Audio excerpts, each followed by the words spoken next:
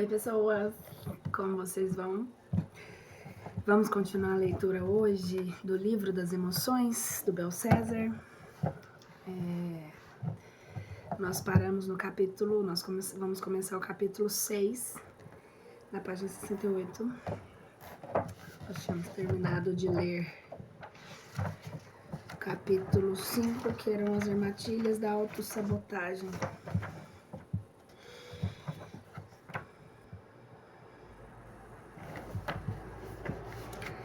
Segundo o budismo, é possível lidar com as emoções de forma positiva, pois não há nada de intrinsecamente errado com elas. Traleg Kyabgon. As emoções são nossas principais forças motivadoras. Elas nos levam a reagir, a nos defender de situações que nos aprisionam e limitam. O medo, por exemplo, nos faz cultivar o discernimento. A tristeza nos conscientiza sobre a necessidade de abandonar o passado e atualizar nossas percepções do momento presente. Sem emoção, os nossos conflitos internos se congelam. Passamos a ter uma memória fria dos fatos, uma atitude mental que busca excluir os sentimentos. No entanto, toda energia emocional não expressa e não compreendida continua viva dentro de nós, esperando uma resolução. Instintivamente, buscamos a harmonia interior. Quando uma dor emocional não é resolvida, ela se volta contra a própria pessoa. Surgem sentimentos de culpa ou de inadequação, ressentimentos que acabam por se expressar no corpo através de dores de cabeça, asmas, distúrbios digestivos ou sintomas próprios das doenças psicossomáticas. Portanto, mesmo que não queiramos encarar nossas emoções, somos obrigados a reconhecê-las e senti-las. É melhor evitar que se acumulem dentro de nós como tarefas emocionais inacabadas. Quando estamos emocionalmente confusos, a nossa mente se desloca em várias direções ao mesmo tempo e intensifica as nossas avaliações. Nossos pensamentos, sentimentos tornam-se ineficazes. Não sabemos mais qual direção seguir. O primeiro passo em direção à clareza é aceitar a confusão. Ron Leifer escreve: todo mundo está confuso, porque todo mundo está desnorteado a respeito da causa, do significado e do propósito fundamental da vida. Aceitar a confusão é um passo em direção à clareza. Quando fica claro que estamos confusos, então a nossa busca pelo menos começa com um momento de clareza sincera. Toda autoavaliação baseada numa autoimagem confusa, ela gera mais confusão emocional. Portanto, temos que aprender a identificar o momento certo de parar e nos distanciarmos da confusão para observá-la. No entanto, nossa mente acelerada e intensificada não pode parar bruscamente sem causar danos. Temos que agir com delicadeza. É como se estivéssemos dirigindo em alta velocidade e puxássemos o freio de mão. O carro rodopiaria, capotaria algumas vezes, até parar em algum ponto onde encontrasse um apoio. Agir com delicadeza nos ajuda a recuperar o bom senso, ter flexibilidade para abrirmos para as novas possibilidades. Parar com delicadeza é tentar e deixar de exercer o controle e permitir que o corpo relaxe. Com delicadeza, podemos acolher as nossas emoções, entrar em contato com elas e deixá-las ir. A delicadeza nos torna capazes de lidar com sentimentos desconfortáveis que nossa autocrítica comumente considera inaceitáveis. Vou fazer uma pausazinha aqui só para fazer um adendo, uma observação que nossa, interessante justamente hoje esse capítulo, né? Falar sobre confusão emocional. Vamos aprender. Nós crescemos sendo educados a não aceitar nossas experiências emocionais. Fomos disciplinados a nos criar quando sentimos algo a mais ou menos do que o esperado. A nos criticar, perdão.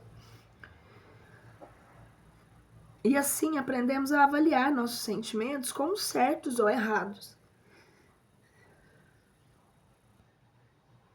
Esse condicionamento nos levou a um bloqueio interno, pois quando sentimentos inadmissíveis surgem, nós temos de algum modo nós tememos de algum modo que seremos punidos por não estarmos à altura do que deveríamos sentir. Dessa forma, começamos a lutar contra nós mesmos. Só quando aceitamos sentir o inadmissível, voltamos a ser um em nosso mundo interno. Uma atitude de autoacusação revela autorrejeição. Na maioria das vezes, quando estamos confusos, intensificamos os nossos mecanismos de autorrejeição. Eu não poderia estar sentindo isso, entre aspas, né? Por exemplo, um exemplo assim. Entre aspas, nós rejeitamos a nós mesmos quando tentamos controlar nossos sentimentos.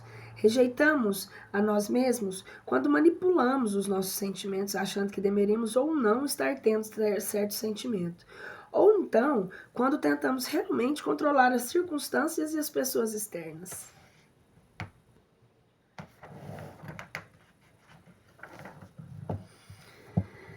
Rusca no livro Purificação Emocional. E ele contempla. Escreve John Rusca no livro Purificação Emocional. E ele complementa. Não nos damos conta das inúmeras vezes que nos auto-rejeitamos, porque esse sentimento nos protege de sentir o que não queremos sentir. Dessa forma, nos distanciamos de nós mesmos e da capacidade de nos auto-observarmos. Para não nos distanciarmos de nós mesmos, precisamos compreender que devemos aceitar tudo o que estiver acontecendo em nosso interior, menos a auto-rejeição.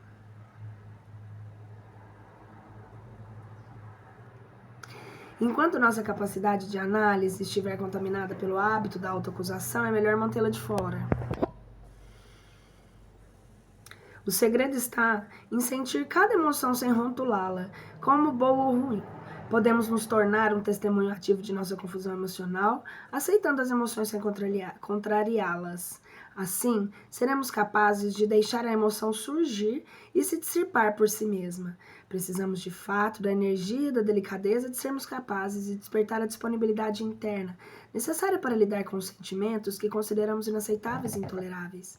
Só assim, como uma árvore que suporta uma forte tempestade, porque está bem enraizada, podemos manter nossos pés no chão quando nossas emoções estão confusas. Caso contrário, perdemos o nosso eixo.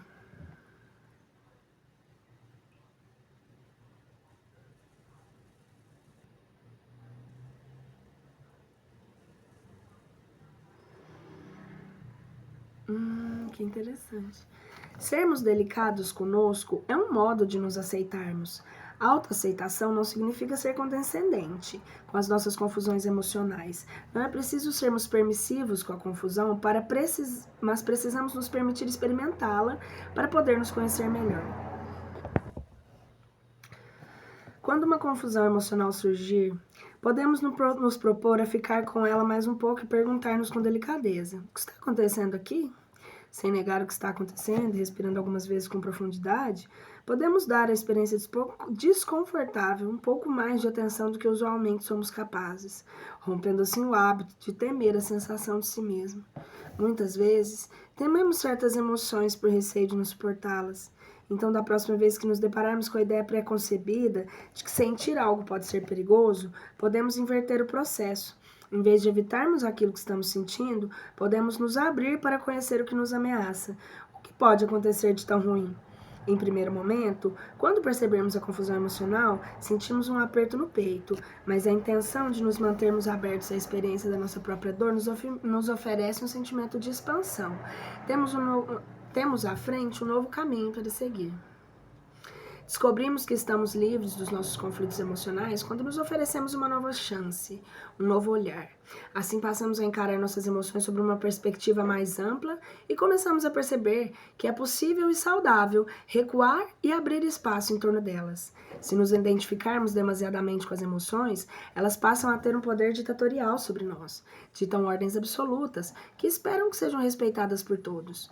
Elas passam a nos ocupar cada vez mais, quando não somos mais capazes de manter o que sentimos em nosso espaço interior, tornamo-nos mais violentos. Mas a partir do momento em que voluntariamente nós propomos a não nos identificarmos com nossas emoções, deixamos de ser reativos emocionalmente e nos tornamos ativos com relação ao nosso fluxo emocional.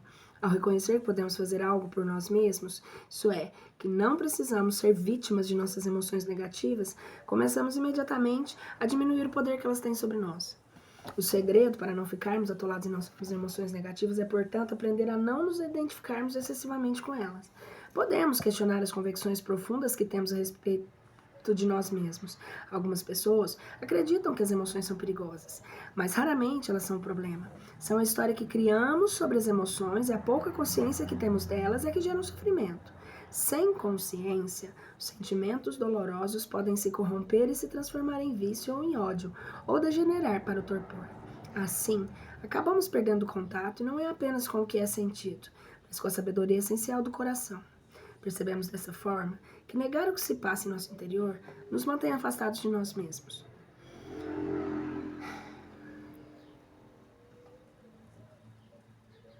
É preciso reconhecer a negatividade para se separar dela.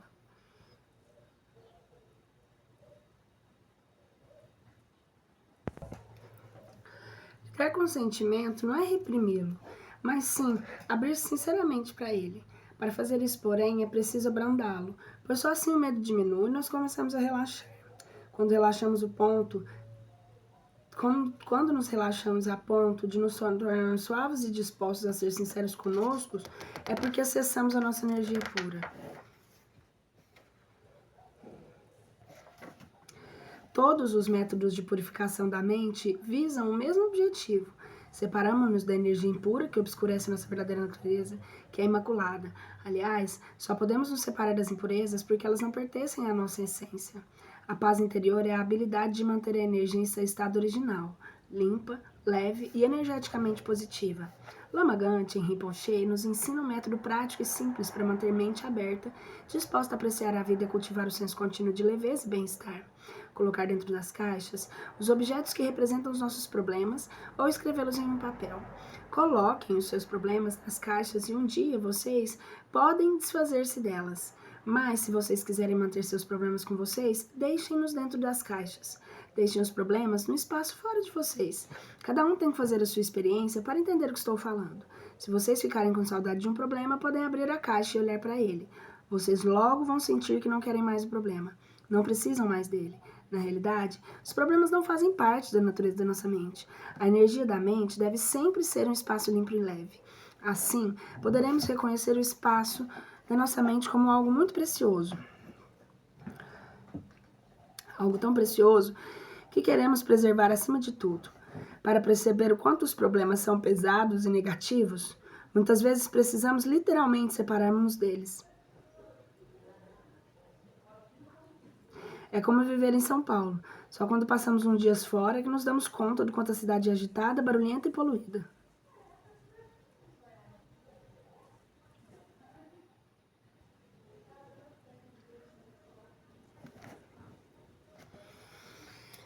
Ai, toda hora que a gente lê esses trem aqui, eles vêm dar uns tapinhos assim básicos na gente. Tá ótimo, né? Tá tudo bem. Tá tudo certo.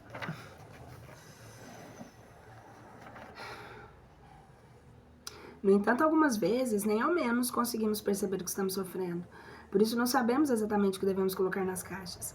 Uma vez identificada a negatividade, precisamos aprender a lidar com ela, de modo aberto e direto, isto é, sem nos deixarmos levar pela corrente dos pensamentos negativos. É preciso saber analisá-las sem fundirmos com ela. A mente alerta não perde a visão clara do discernimento entre o que deve e não deve seguir. Certa vez, disse a Lama Gante: acho que eu estou conseguindo olhar de frente para a negatividade. E ele só respondeu: olhar é bom, mas não a toque. Veja a negatividade como olha no dicionário da TV. Você escuta as notícias negativas, mas não deixa elas entrarem na sua casa. O budismo nos estimula a observar a nossa mente como cientistas pesquisam um vírus, capazes de examiná-lo profundamente sem serem contaminados por ele.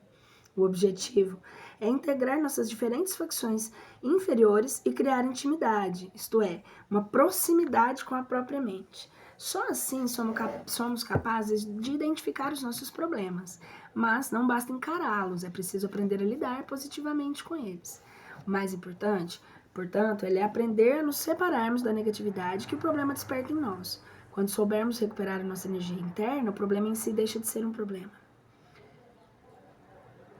O pior sofrimento é o apego ao sofrimento. É difícil admitir, mas nós temos apegos aos nossos problemas.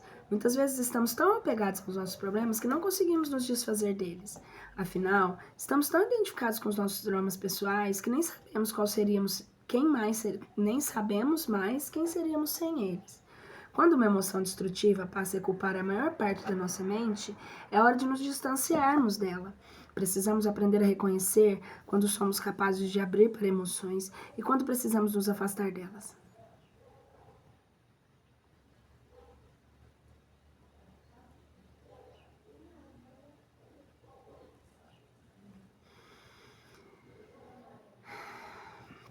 A distância física ou mental daquilo que desencadeia essa emoção pode nos ajudar a recuperar o espaço interno perdido.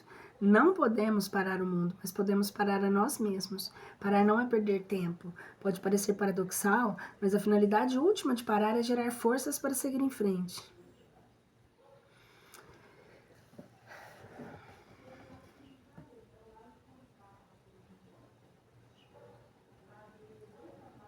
Quando estamos envolvidos demais na sensação de ter um problema, sentimos-nos sem saída.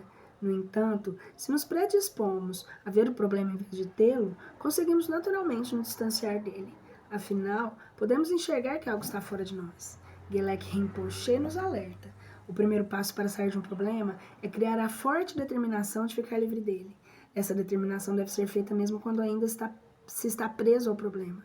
Para sair do sofrimento, precisamos, antes de tudo, aceitar a situação em que nos encontramos. Em seguida, munidos da determinação de deixar o sofrimento, temos que nos posicionar em direção à porta onde queremos sair. Apesar de sabermos intelectualmente que há sempre uma saída, a maior parte das vezes não a enxergamos. Estamos tão convencidos de sermos vítimas da nossa própria dor que não fazemos mais do que persistir, lamentando, sentindo-nos injustiçados pelas coisas serem assim. Somente mudamos uma atitude interna quando estamos convencidos emocionalmente da real necessidade de mudar. É como se estivéssemos que nos dar por vencidos, nos render para nos desapegarmos das expectativas quais estávamos inutilmente nos agarrando.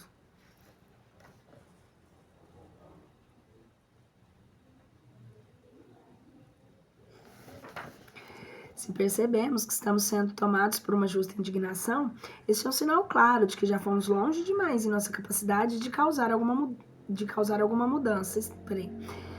E que nossa capacidade de causar alguma mudança estará comprometida. Crenças e ideais tornaram somente uma outra maneira de erigir muralhas.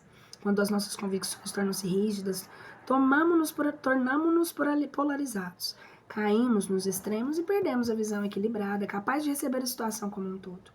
Ter flexibilidade torna-se então a arte de não ser exagerado. Exagerar uma emoção é uma forma de rejeitá-la. A rigidez é um sintoma de que estamos ressentidos. Quando nos sentimos ressentidos, tornamos-nos reativos. Surge em nós o impulso de agredir a quem nos magoou. E a nossa energia automaticamente se esvai. Deixamos de ser donos de nós mesmos. Nos tornamos presas da necessidade de tirar satisfações com alguém que nos feriu.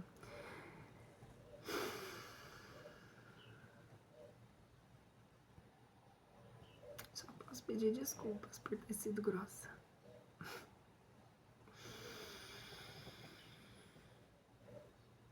Eu devia ter lido o livro antes.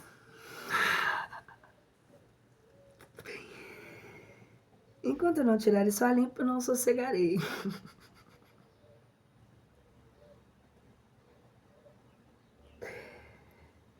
Não percebemos que agindo assim estamos transferindo um enorme poder para o outro. Quando pensamos, enquanto eu não tirar isso a limpo, eu não sossegarei, o sossego ou a nossa calma passam a estar subjugados à capacidade de entendimento do outro.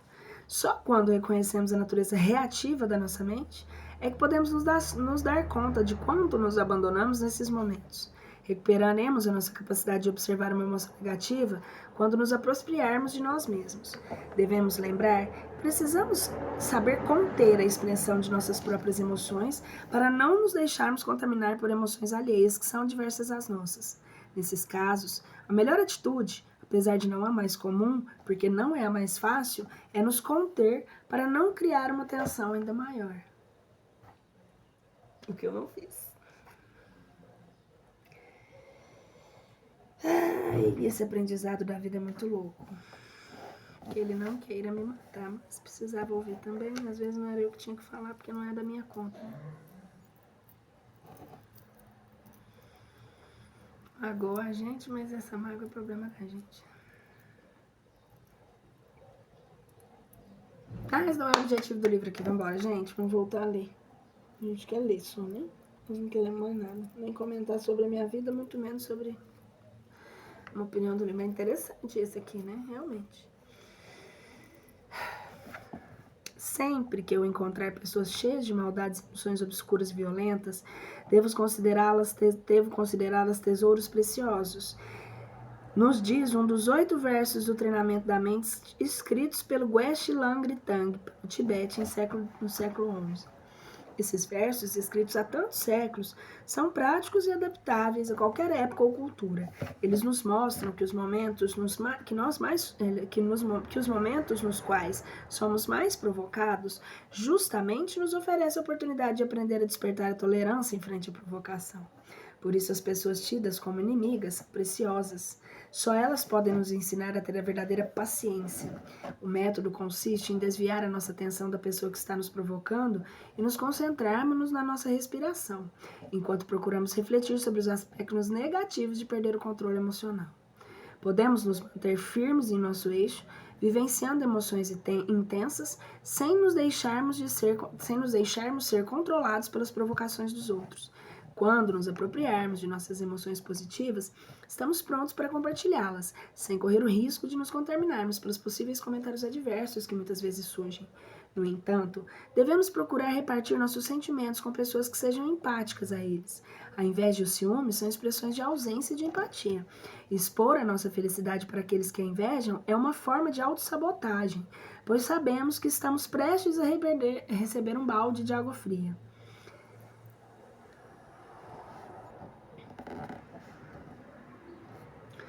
Mas se quisermos aproveitar também essa situação adversa para evoluir espiritualmente, podemos praticar o outro dos 8 versos de treinamento da mente que diz: quando outras pessoas me causarem dificuldades devido à inveja, devo tomar para mim a derrota e lhes oferecer a vitória. Oferecer a vitória aqui é um treinamento de humildade e altruísmo. Não significa se submeter, mas sim encontrar em si a força de não deixar levar pela influência negativa.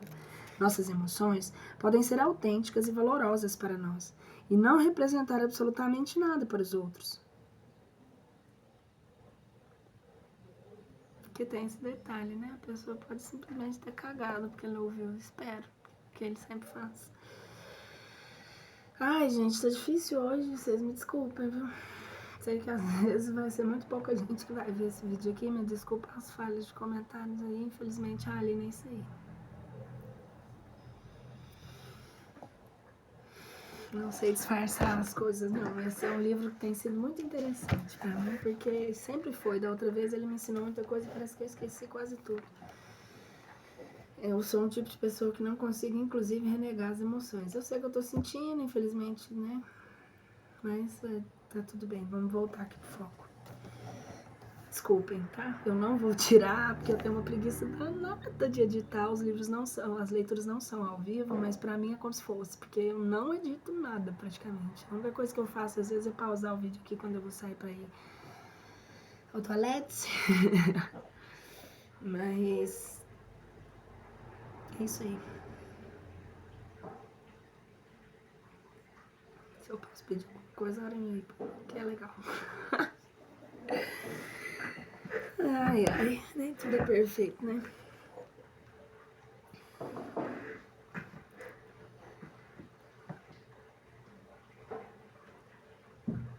Muitas vezes precisamos nos isolar para suavizar nossas emoções e vivenciá-las sem interrupções.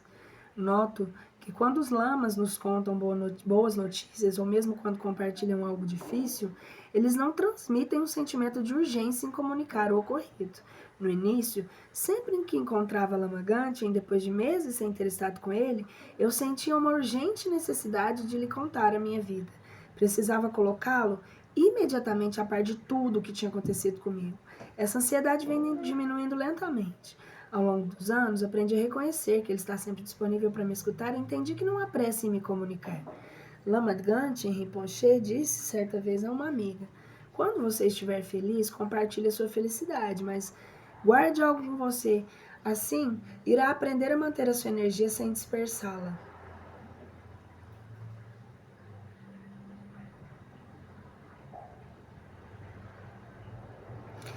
Quando vivemos emoções profundas em solidão, descobrimos que podemos ser nutridos por elas. Quando superamos a necessidade de compartilhar as nossas emoções, como forma de sermos reconhecidos por aqueles que nos rodeiam, aprendemos a evitar que a nossa energia se escure.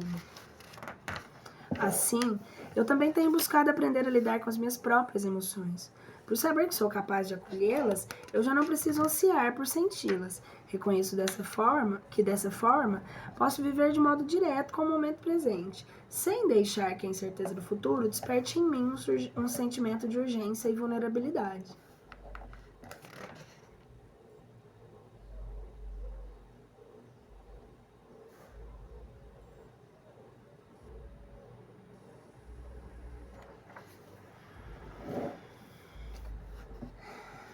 Então é isso, né, gente? Aprender a segurar a sua energia, segurar a língua, segurar a energia. E sempre quando você conta alguma coisa, você... Vamos ao capítulo 7. Sutrayana e Tantrayana, dois grandes métodos budistas para lidar com as emoções. Embora Sutra e Tantra persigam a mesma meta, utilizam métodos bem diferentes para alcançá-la. Traleg Kyabgon. No capítulo anterior, refletimos sobre a importância de aprender a acolher as emoções para que elas sejam liberadas. Dessa forma, passamos a criar intimidade, isso é, uma proximidade com a nossa própria mente. Assim, podemos considerar os momentos em que surgem sentimentos desagradáveis como uma oportunidade para purificá-los, e não precisamos mais tentar suprimi-los ou negá-los. O budismo tibetano é composto por dois grandes métodos para transformar emoções negativas em emoções positivas, o Sutrayana e o Tantrayana, transmitidos por Buda a Shakyamuni há 2.500 anos. Sutra é uma palavra sânscrita que designa aforismo ou texto que expõe, dentro da filosofia hindu e budista, o fio de uma ideia, de uma doutrina ou de uma ciência. Após a morte de Buda, os sutras foram transmitidos em Pali, de acordo com a tradição de transmissão oral dos ensinamentos. A palavra Tranta, em tibetano, significa continuidade, para que os ensinamentos tântricos enfatizam a ideia da continuidade entre a natureza interior de uma pessoa na condição de samsara e na natureza interior da mesma pessoa no estado nirvana. Nesse sentido, Tantra significa o fio de energia contínua que sustenta a energia sutil de nosso corpo e mente. Esse contínuo indestrutível de energia é o que passa de vida para vida, por meio dos métodos tântricos. O praticante irá purificar totalmente o seu contínuo indestrutível, até transformá-lo no corpo Vajra e na mente Vajra de Buda. O sistema tântrico tem muitos nomes diferentes, como Tantrayana e Vajrayana e Mantrayana. Os ensinamentos tântricos são mantidos em segredos até certo ponto.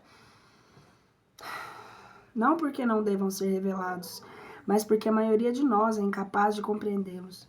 O método tântrico é mais veloz e, portanto, mais poderoso que o método sutra, mas também pode facilmente ser mal interpretado. Exige grande disciplina e sabedoria, isso é, um compromisso pessoal mais sério, pois lida com nossas energias psicofísicas mais potentes. No entanto, temos demonstrado uma crescente necessidade de contato com os ensinamentos tântricos para aprendermos a lidar diretamente com a nossa energia. Como Lama Gangchen Rinpoche nos disse em 95, enquanto visitamos estupas de Borobudur, na Indonésia, entre aspas, perdemos o apetite pela energia grosseira, agora temos fome de energia sutil.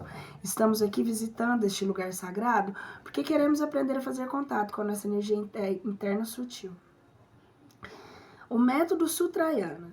O método Sutrayana foi ensinado no século XV no Tibete pelo mestre Lama Tsongkhapa Khapa, num livro conhecido como Lam Rin Tekchmo, em As Etapas do Caminho Gradual para a Iluminação. Seus ensinamentos baseiam-se na prática de aplicar antídotos mentais, ou seja, usar as emoções positivas, isto é, as virtudes, para combater as emoções negativas. Assim, o antídoto da raiva, por exemplo, é a paciência, do apego, a satisfação, do ciúme, o regozijo. Através desse método, inicialmente, evitamos confronto direto com as emoções negativas e treinamos lidar com elas meditando sobre antídotos, desenvolvendo dessa forma virtudes necessárias para confrontá-las. Portanto, esse é um caminho gradual. onde iremos confrontar as emoções negativas apenas quando estivermos preparados para enfrentá-las. Sua Santidade Dalai Lama associa a capacidade de nos familiarizarmos com as virtudes mentais para lidar com as fortes emoções destrutivas com o bom funcionamento do sistema imunológico.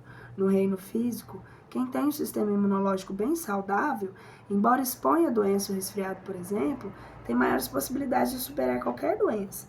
Ao passo que, se o sistema imunológico está deficiente, então, além de estar muito mais propenso a doenças, também diminuem as probabilidades de recuperação.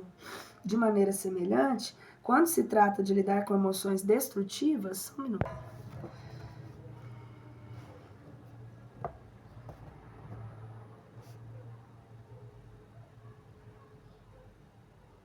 no reino físico, quem tem um sistema imunológico bem saudável, embora se exponha a doença, como resfriado, por exemplo, tem maiores possibilidades de superar qualquer doença.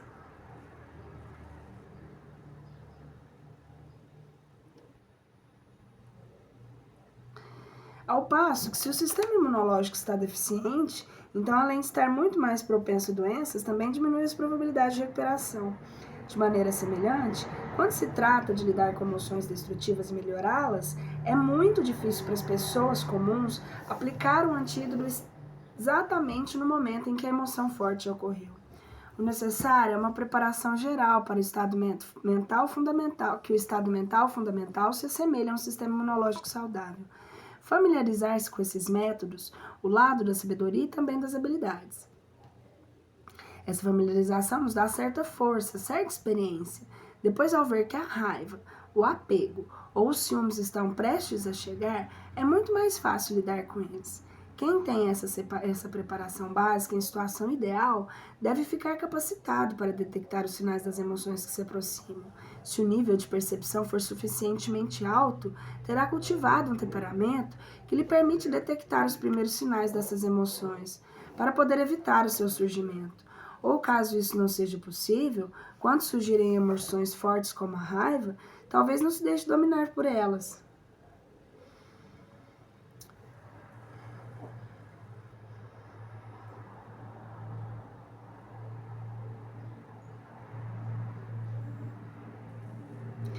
Os estados emocionais não durariam muito, não o dominariam. Ao estudar a função da mente, a psicologia budista não visa tomá-la como objeto de estudo científico, mas sim compreender a natureza dos defeitos mentais para poder superá-los. Infelizmente, em nossa cultura ocidental, dedicamos o pouco tempo e energia para refletir e conhecer a natureza de nossa mente. Por falta de uma educação não formal sobre as nossas emoções, tornamos-nos incapacitados de lidar com elas. Para manter contato com as emoções positivas que necessitamos desenvolver, é preciso primeiro sermos capazes de identificá-las. Só então poderemos nos familiarizar com elas por meio da sua vivência. Portanto, o primeiro passo do método Sutrayana é dedicar o nosso tempo para estudar a natureza das virtudes, como as 6 perfeições: generosidade, moralidade ética, a paciência, o esforço, o entusiasmo, concentração e sabedoria, e então praticá-las como os antídotos dos estados mentais negativos. Assim, a generosidade é o antídoto da avareza e do apego. Assim, a generosidade é o antídoto da avareza e do apego. A moralidade, o antídoto da raiva. Não. A moralidade é o antídoto da indisciplina, que leva às ações negativas. A paciência é o antídoto da raiva. O esforço entusiástico é o antídoto da preguiça e do desencorajamento. A concentração é o antídoto do descontrole e da dispersão mental. E a sabedoria é o antídoto da ignorância. No entanto, todos nós sabemos que não é fácil agir de maneira pura. São muitas vezes que pensamos estar praticando uma ação virtuosa e, no entanto, estamos agindo de modo desgovernado e ignorante. Isso é, pensando, mesmo quando bem intencionados, que se agirmos sem sabedorias, iremos sempre gerar mais confusão.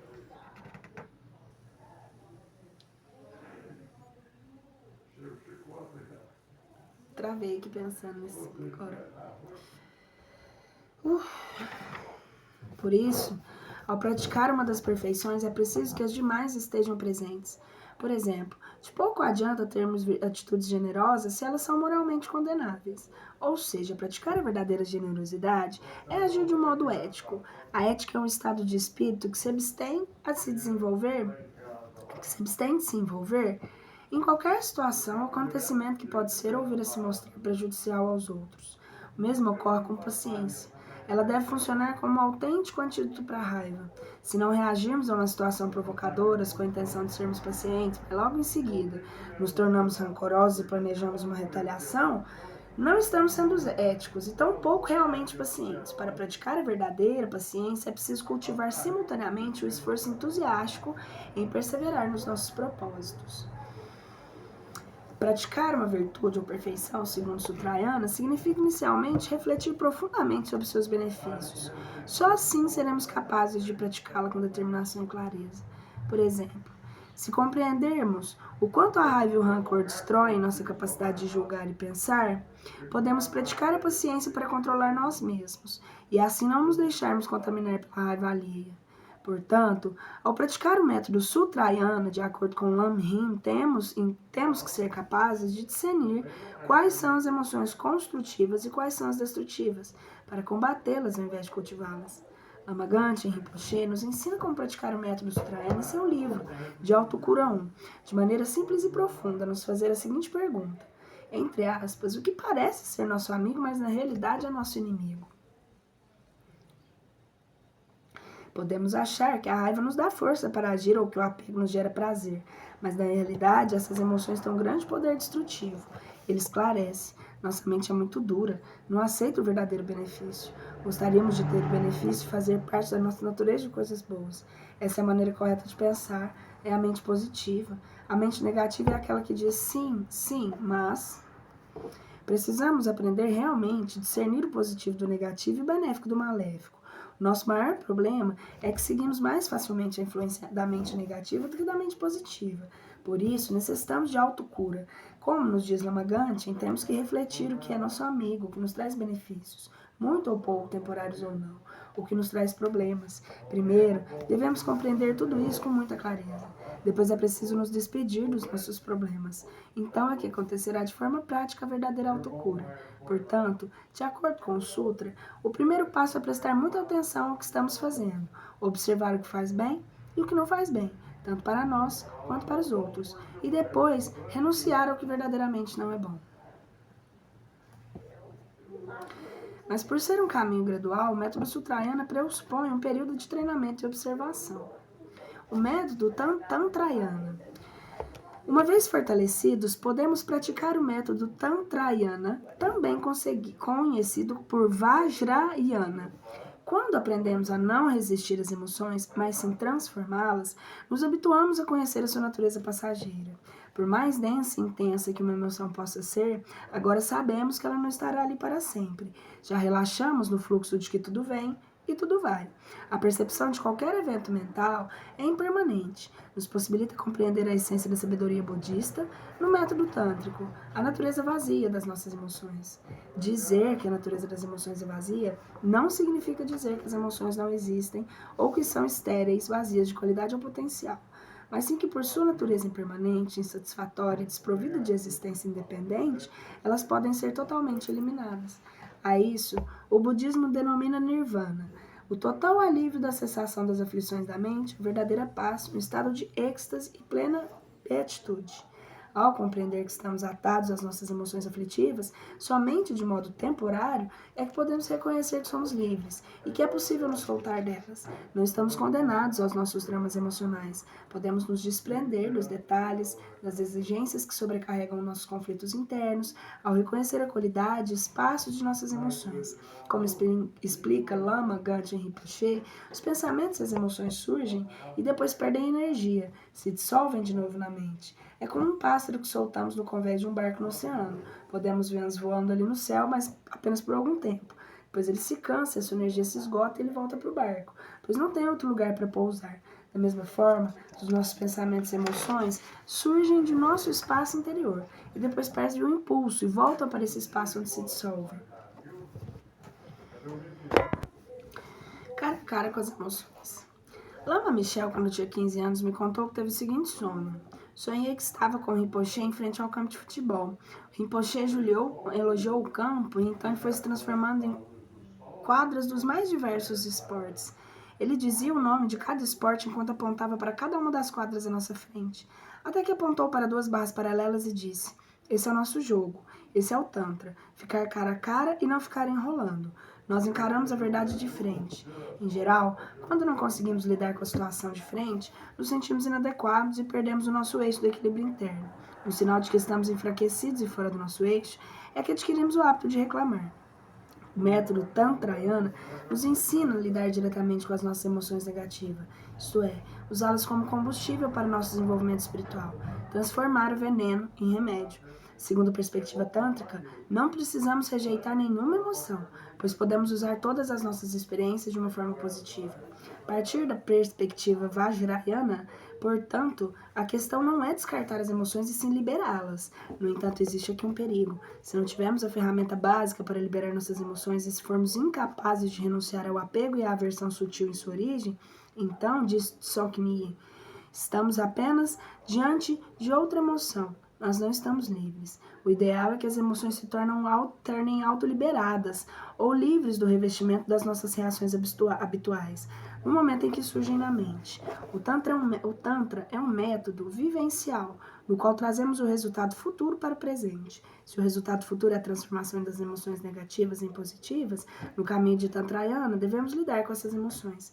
Assim, se, por exemplo, queremos transformar a raiva em paciência, aceitamos lidar com a emoção da raiva sem reagir a ela. Aprendemos a ser pacientes com a nossa própria raiva. O Tantra é conhecido como o veículo do resultado, porque com ele imaginamos já possuir um corpo, palavra, mente, qualidades e ações de cristal puro. A essência da filosofia tântrica é tornar possível o impossível pelo poder da imaginação positiva. O Tantra ativa muitas energias sutis, poderosas em nosso corpo e mente. E se não tivermos um treinamento ou disciplina mental, o excesso de energia pode tornar o caminho da resistência mínima por meio das nossas emoções negativas de apego, ciúme, orgulho, egoísmo e etc.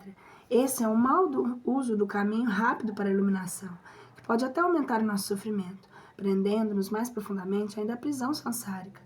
Sansara refere-se à existência cíclica, o ciclo infinito e desconsolado da morte e do renascimento. Por essa razão, Lama Gangchen nos aconselha a praticarmos a união do Sutra com o Tantra. Podemos dizer que o Sutra torna a estada até a iluminação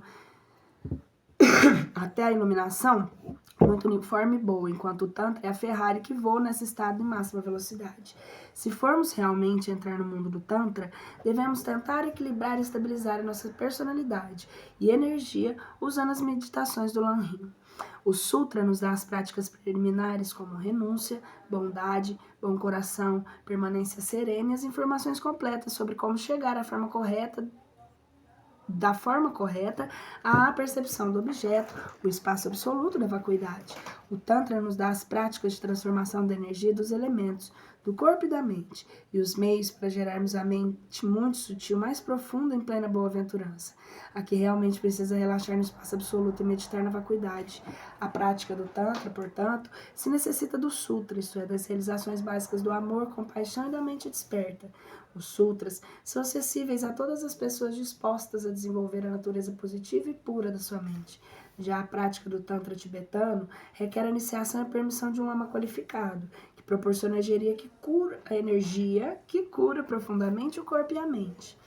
Hoje em dia, nós temos um acesso muito maior às práticas tântricas do que havia nos tempos do Tibete antigo. Atualmente, podemos praticar a autocura tântrica de N. Gelso, mesmo sem termos recebido a sua transmissão oral. Seus efeitos, porém, serão mais notáveis se a tivermos recebido. Desde o tempo de Buda, muitos meditadores praticaram o Tantra e atingiram a iluminação, assim como transmitiram os métodos aos seus discípulos. A transmissão ininterrupta desses ensinamentos de uma geração de professores e curadores para a próxima é chamada de linhagem tântrica. O vínculo entre mestre e discípulo. O caminho tântrico é conhecido por ser rápido e poderoso. No entanto, é importante a presença da conexão com o mestre iluminado ligado a uma linhagem para praticá-lo. Será ele quem irá nos possibilitar a compreensão energética dos ensinamentos. Podemos entender as palavras da sabedoria, mas se não estivermos com a mente sutil, Desperto, não conseguiremos transformar a nossa ignorância. Isso é, se a compreensão dos ensinamentos for apenas intelectual, iremos continuar agindo sempre da mesma maneira. Percebemos quando nossa mente sutil começa a se manifestar, quando vivenciamos a diferença entre escutar o ensinamento e compreendê-lo. O Mestre nos abençoa para realizarmos essa compreensão. Receber bênçãos no budismo quer dizer transformar a nossa mente positivamente. A maioria de nós, os ocidentais, tem dificuldade em compreender a relação mestre-discípulo. De um modo geral, a ideia de se integrar a um mestre espiritual está carregada de preconceitos. John Wilwood escreve: Hoje em dia, muitas pessoas pensam em se entregar, que significa abrir mão da inteligência ou da individualidade, e adotar uma posição fraca, dependente e submissa. Entretanto, a verdadeira entrega não é como escravização, mas um passo em direção à recuperação do verdadeiro poder. Desde que me tornei discípulo de Lama Gangchen Rinpoche em 1987, acompanho o processo de muitas pessoas diferentes dos níveis sociais, culturais e econômicos que se tornaram também as suas discípulas. Amigos espirituais como Lama Gangchen costuma dizer, apesar de diferentes, todos encontram nele a mesma energia de amor e cura. Como ele próprio escreve em seu livro N-Gels de Autocura Tântrica 3, entre aspas, nós ligamos a um lama curador porque gostamos da sua vibração de amor, sua energia de cura e seu sorriso interior. Além disso, desejamos ser como ele e para isso precisamos que ele nos mostre o caminho. As imensas possibilidades do desenvolvimento humano revelam-se para nós e até o parece impossível, como por exemplo a iluminação tântrica em uma só vida torna-se possível. Precisamos sempre nos lembrar, porém, que o Lama Curador não vai nos transformar em Budas. Cada um tem que despertar seu próprio Buda interior, seguindo as instruções e praticando a sua própria autocura. O Lama Curador pode nos mostrar o caminho, mas nós mesmos temos que trilhá-lo. Quando nós ligamos uma mente, a nossa energia sutil torna-se automaticamente conectada a ele, nos levando a despertar o nosso próprio mestre interior. Autocura Tântrica N-Gelso. Por muitos séculos, a linhagem dos... Aqui tá NGLSO. Parece até uma fórmula química. NG? I? Por muitos séculos, a linhagem dos ensinamentos tântricos esotéricos foi mantida em segredo. Até mesmo aqueles que viviam em monastérios budistas tibetanos e dedicavam sua vida aos estudos e ensinamentos de Buda tinham que estudar filosofia por muitos anos e fazer pedidos sinceros até poderem ter acesso a esses ensinamentos. Agora, devido à crescente urgência de métodos poderosos para gerar a paz interior e mundial, Lama Gangchen Rinpoche está no Ocidente para transmitir um método de autocura tântrica conhecido por NGLSO, NGELSO, que resulta na união do Sutra e do Tantra com a medicina e astrologia. A sílaba NGEL, por querer dizer exaustão, degeneração, está associada à escuridão. E SO, por significar recuperação e regeneração, está associada à luz. NGEL, SO, portanto, é o processo de transformar as energias degenerativas e obscuras em energias regenerativas como a luz. Como revela Lama Gangchen Rinpoche, o conteúdo dos meus livros, entre aspas, o conteúdo dos meus livros em autocura foi mantido em segredo e praticado durante muitos séculos pelas minhas encarnações passadas. Tenho recebido do meu guru Ida e protetor a mensagem de que a autocura é o melhor método por meio do qual eu posso contribuir para o desenvolvimento da sociedade contemporânea. Decidi imprimir agora os meus discos e oferecê-los abertamente a todos os meus amigos. Talvez eu seja louco, desculpem-me. Apenas sinto que nesses tempos difíceis será de benefício imprimir os meus secretos programas tântricos. Até o capítulo 8.